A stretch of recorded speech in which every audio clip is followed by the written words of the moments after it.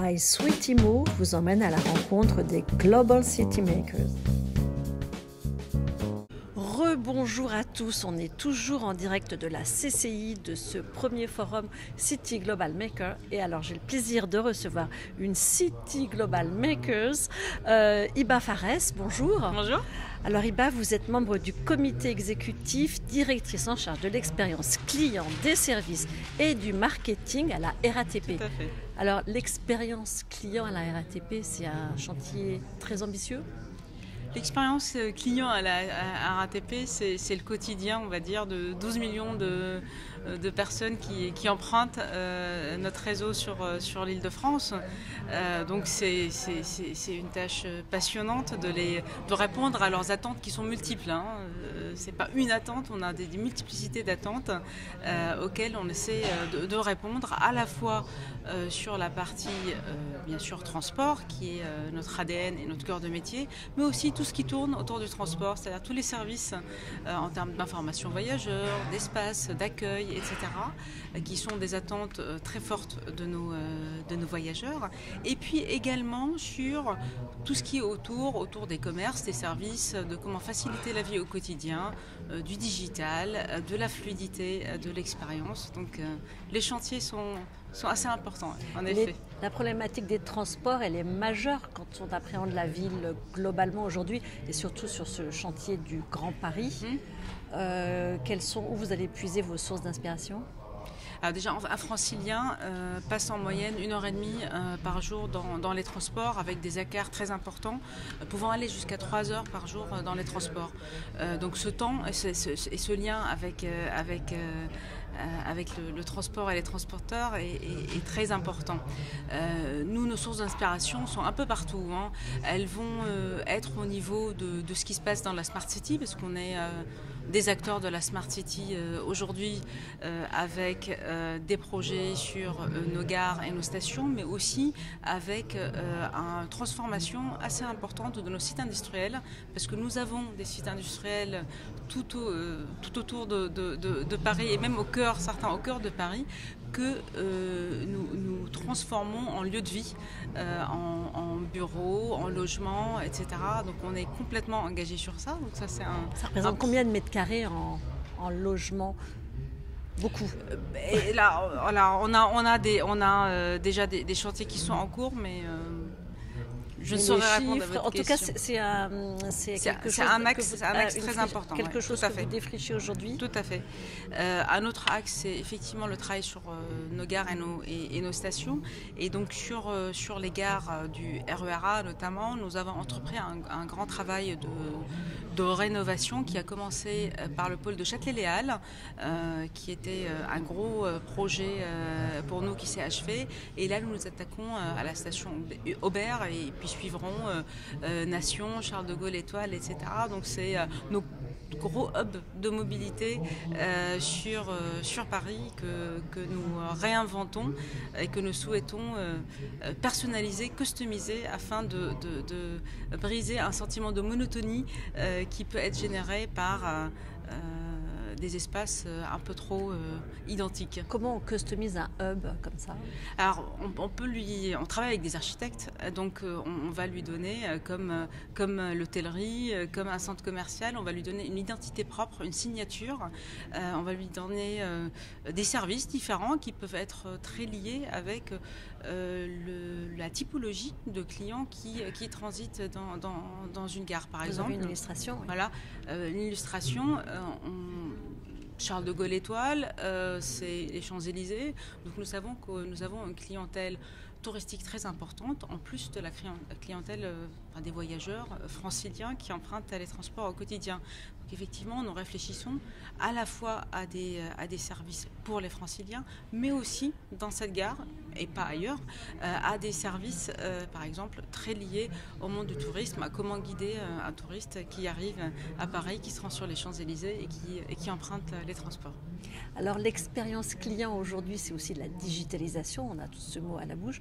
Qu'est-ce qu'on peut attendre pour les usagers de la RATP ? C'est du Wi-Fi partout, gratuit dans toutes les stations ? Alors déjà sur la digitalisation, nous sommes un des plus gros médias en termes de diffusion d'informations aux voyageurs. Notre site internet, par exemple, on a 8 millions de visiteurs tous les mois. Notre application, c'est 2,5 millions d'utilisateurs. Et nos fils Twitter, c'est 500 000 personnes qui nous suivent. Donc on est un gros acteur du digital. Pour faire le lien avec l'expérience physique, vous savez que nous n'opérons pas que des métros, donc effectivement sur les bus, sur les tramways, etc., la question du Wi-Fi ou de la 3G, 4G ne se pose pas parce que le réseau est accessible. Sur la partie métro, qui a 100 ans en moyenne d'âge, nous avons lancé depuis 2 ans un gros travail d'équipement justement de nos stations et de nos gares de réseau, et aujourd'hui on est sur un mode de déploiement très avancé puisque nous couvrons pas loin de 270 stations sur les 370 que nous opérons en 3G, 4G pour permettre une connectivité et une expérience beaucoup plus fluide pour les clients. Et l'objectif de 100%, il sera atteint? Il est en cours, tous les mois, voilà, c'est notre objectif. Voilà. Et alors, est-ce que la vitesse, pour le coup, ça fait partie de l'expérience client aussi? Est-ce que ça, c'est des chantiers sur lesquels vous travaillez? Dans le cadre du Grand Paris, nous avons un grand projet de prolongement de lignes, déjà de mieux desservir, de continuer à desservir des villes tout autour de Paris. Donc, on a de gros projets sur la ligne 14 qui va aller d'Orly à Saint-Denis qui sont en cours. Également la ligne 12.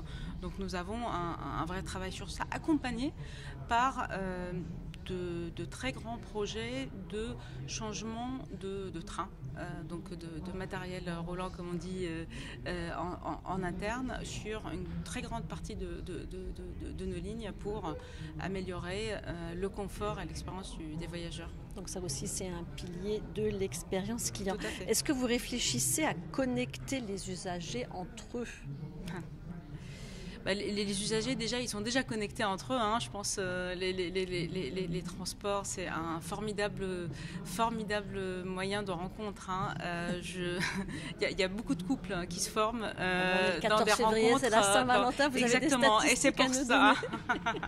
J'ai pas compté le nombre de couples qui se sont croisés dans les transports, mais effectivement, c'est déjà un endroit où il y a un vrai brassage, il y a un vrai courant qui se passe, et puis donc les gens, je pense, ils nous attendent pas pour les connecter, ils peuvent échanger entre eux. On n'a pas de projet de faire un Facebook interne qui connecte les gens quand ils prennent les transports, non.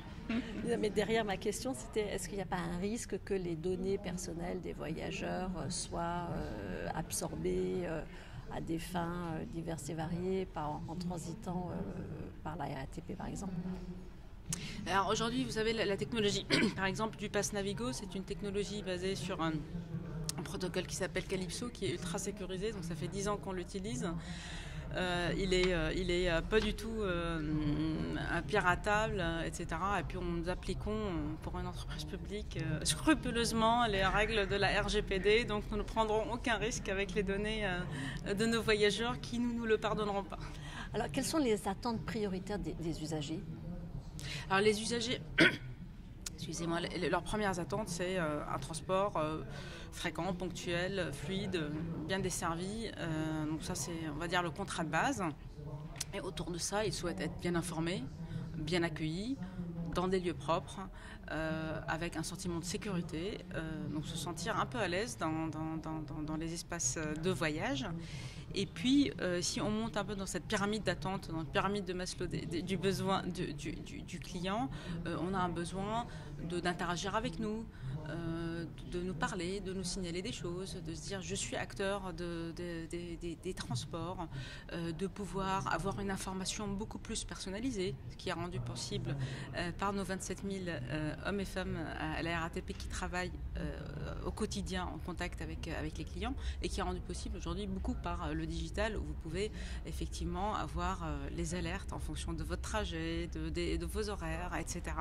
Donc ils ont des vraies attentes sur tous ces aspects de communication, de proximité, de digitalisation et puis de fluidité de leur parcours. Donc, vous savez que nous travaillons sur la billettique et comment la dématérialiser pour permettre à des parcours beaucoup plus fluides. C'est bientôt la fin des tickets de métro? C'est bientôt la fin des vieux tickets de métro. Tickets à papier. Exactement. C'est quand le calendrier? Alors, on travaille avec les différents transporteurs. Vous savez, c'est des choses communautaires. On a des premiers livrables cette année, là, à partir du mois de juin, où nous allons lancer toute une série de dématérialisation sur carte, des carnets, par exemple, de transport. Puis en octobre, une dématérialisation sur les smartphones, des Navigo semaines mensuelles et des carnets de transport. Et puis voilà, ça suivra, le rythme suivra pour faire vers un arrêt total du ticket magnétique. C'est la fin des carnets papier. Exactement. Merci beaucoup Iba Fares. Je vous remercie de vous être arrêté sur notre stand. Je rappelle que vous êtes membre du comité exécutif, directrice en charge de l'expérience client, des services et du marketing à la RATP. Merci à vous.